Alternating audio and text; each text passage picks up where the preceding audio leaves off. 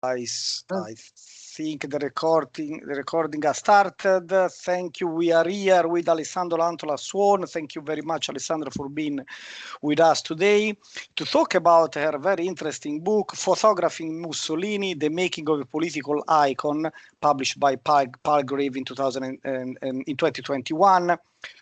Thank you very much for talking to my students about this, this interesting research and the use of photos as a primary sources for historical research.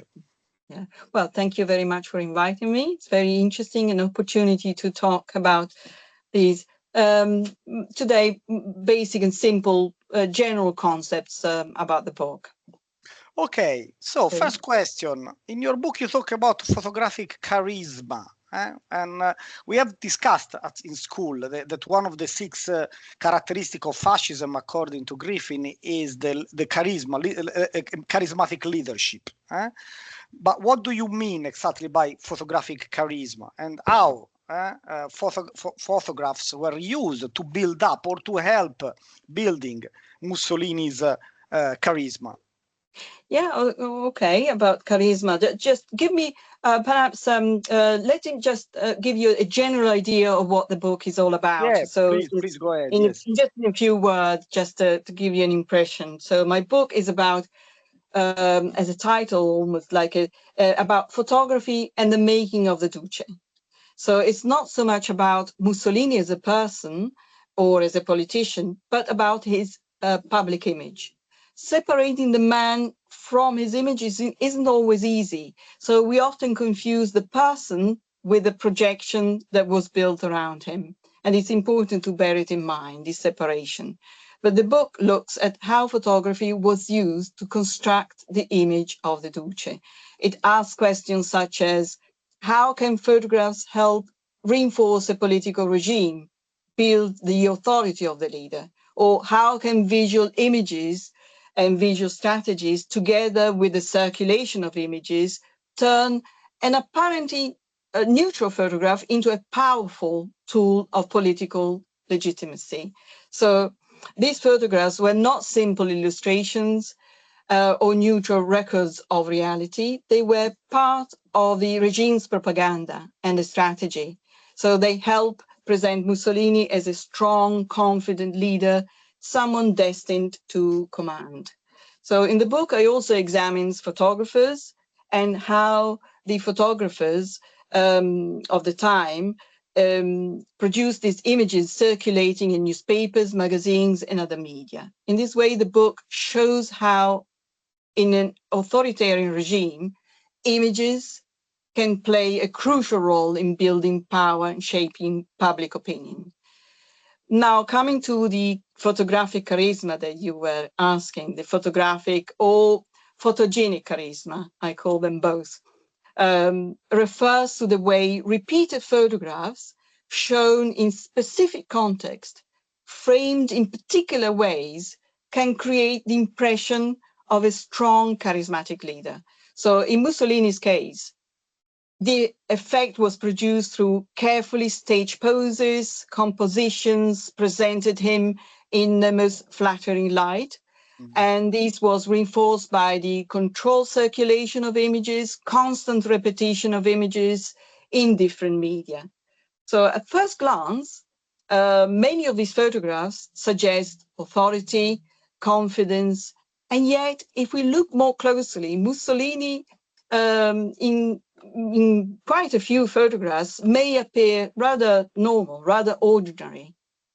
But what creates the impression of a charisma is not something new, natural, is artificial. So it's something constructed through pose, framing, camera angles, repeated circulation of images.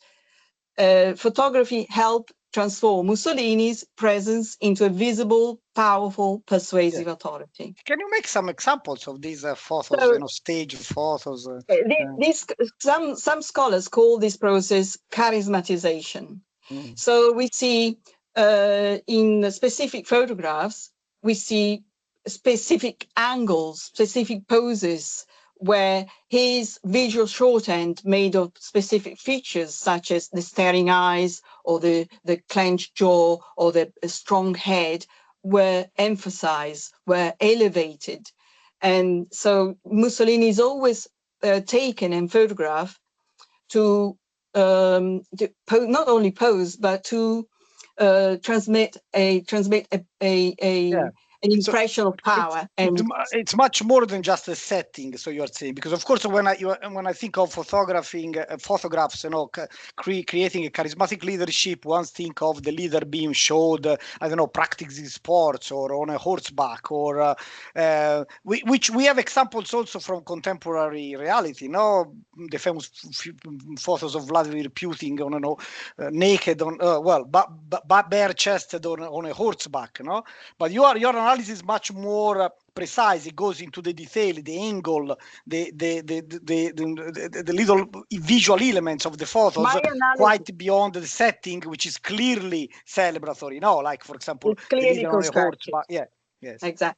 I consider the whole process. So I divide basically the taking of the photographs in three main sections: the production of the photographs, the circulation of the photographs, and the interioration of these photographs in the audiencing effect. So I take into consideration the productions, how these photographs were produced and how and when.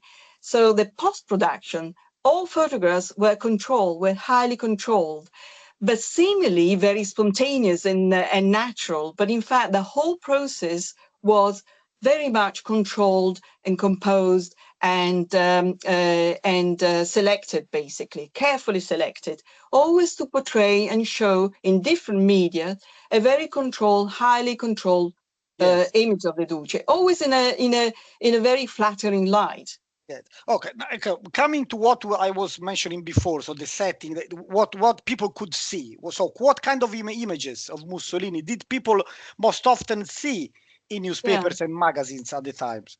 Right. Well, just very brief background. Mussolini's image appeared not only in newspapers, but also on many everyday objects.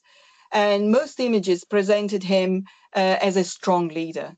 So unlike Hitler, Mussolini was photographed by many different photographers who helped stage and shape his public image.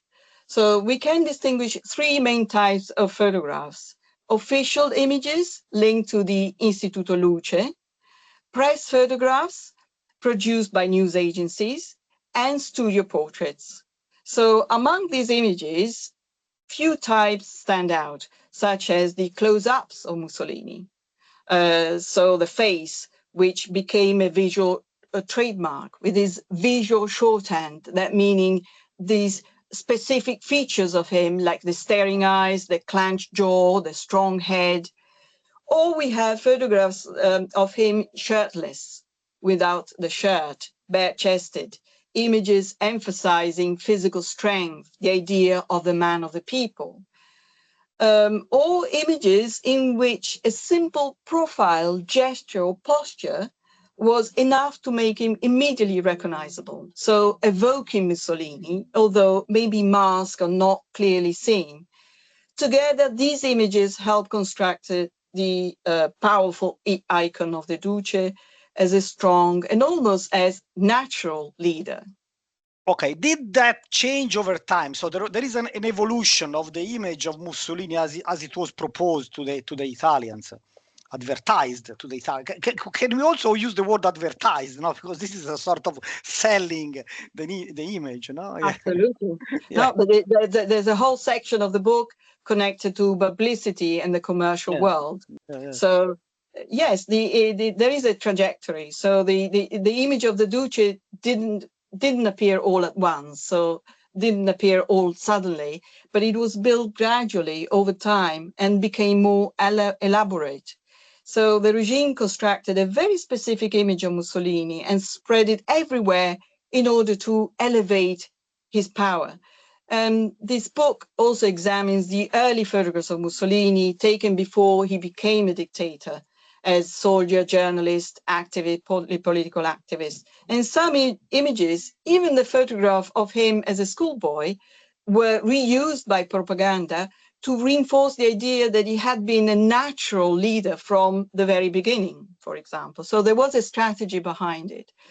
His image changed over time, but what remained in the collective memory was the icon of the Duce, the leader meant to command obedience, constructed through framing, physical details, and sometimes even post-production. So when they re-elaborated the image, but it was a very highly controlled image, because we have to think that the production of this image was dynamic, but was within the regime, within a regime, a system of regime. So where we have to always bear in mind that dissent was not only not tolerated, but punished.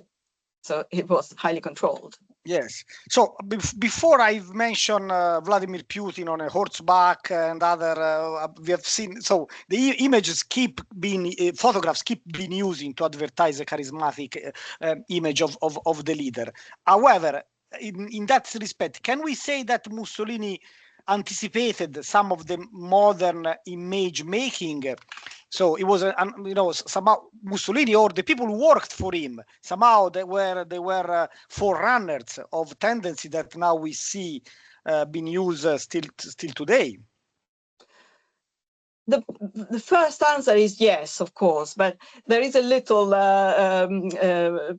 premise, because, as you know, today fascism is often studied from a global comparative perspective. So if we look at it in that context of the 20th century Europe, yes, Mussolini was one of the first leaders to use modern media to shape his public image.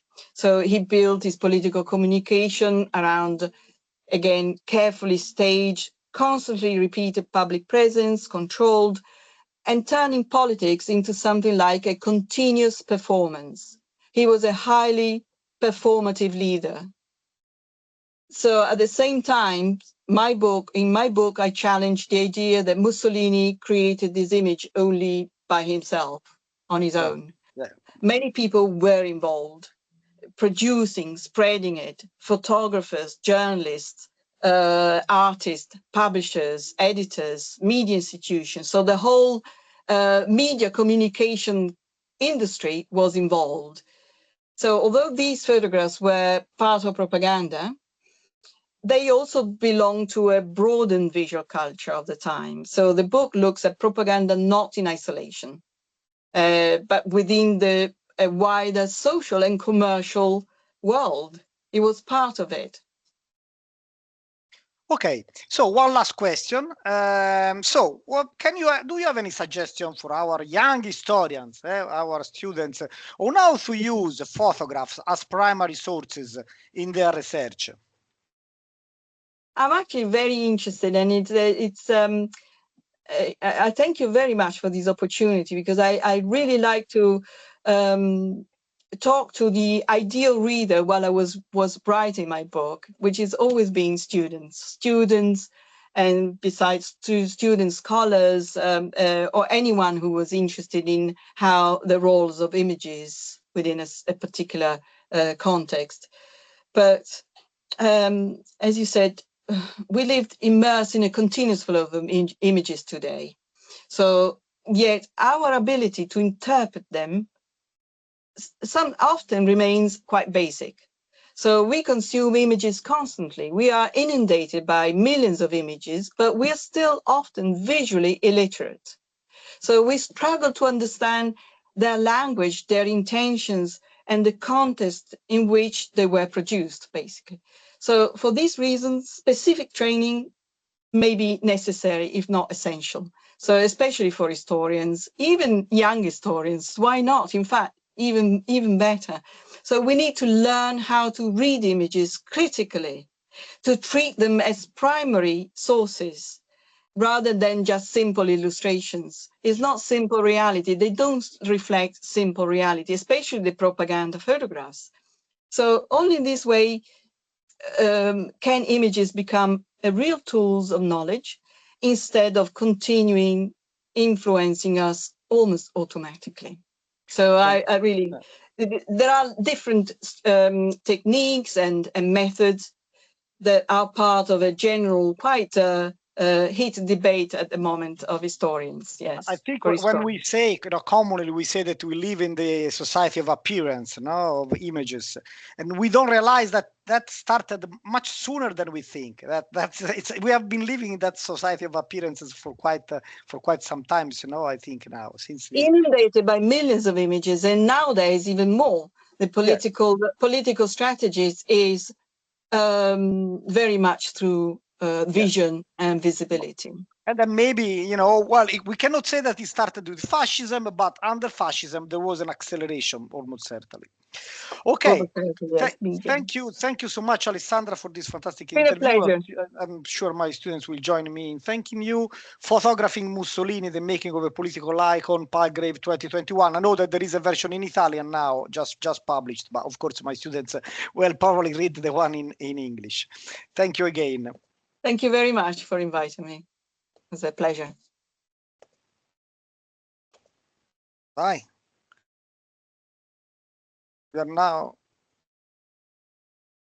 recording. Is that stop or not? Sorry.